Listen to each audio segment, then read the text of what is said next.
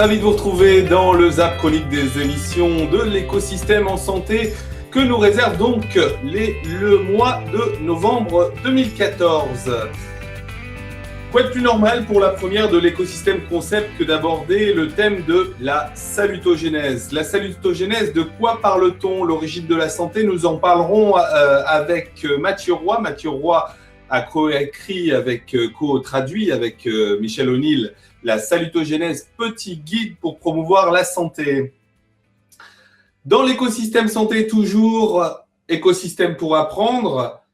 Quoi de plus normal pour la première chronique de l'écosystème pour apprendre que de parler du concept d'apprenance. Apprenance, formation, de quoi s'agit-il?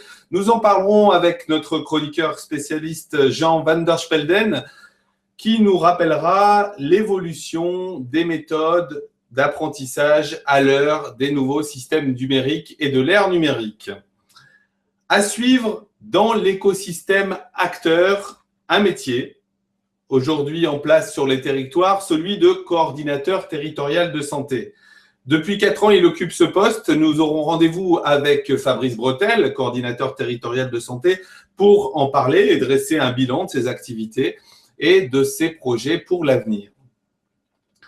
Écosystème santé, toujours les événements de l'écosystème. Rendez-vous à la Réunion, cette fois avec Cédric Pèdre, directeur de l'IREPS Réunion, pour nous parler de ces rencontres TIC et promotion de la santé, l'occasion de débattre sur de multiples sujets en lien avec l'évolution numérique et les démarches de promotion de la santé. À l'heure de la révolution numérique, de l'information de masse et du média que nous sommes en train collectivement de mettre en place, la question des médias et des médias citoyens. Nous avons choisi de rejoindre Antoine Dufour pour le questionner sur l'existence de ces médias citoyens, lui qui dirige la télévision aux 2 zones. Continuons toujours au cœur de l'écosystème en santé avec une rencontre au cœur de l'innovation et de l'innovation numérique en santé. Vas-y. Gauthier Ruspini nous invite aujourd'hui à promouvoir l'activité physique à travers le média écran. Avec Vas-y, nous en parlerons.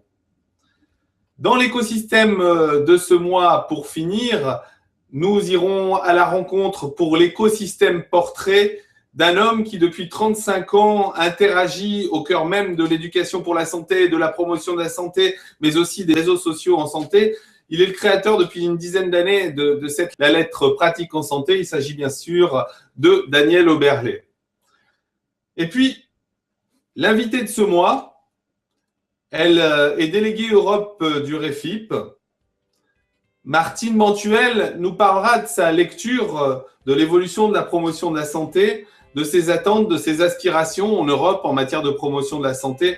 Nous la recevrons donc aujourd'hui en direct de l'épicentre de l'écosystème en santé.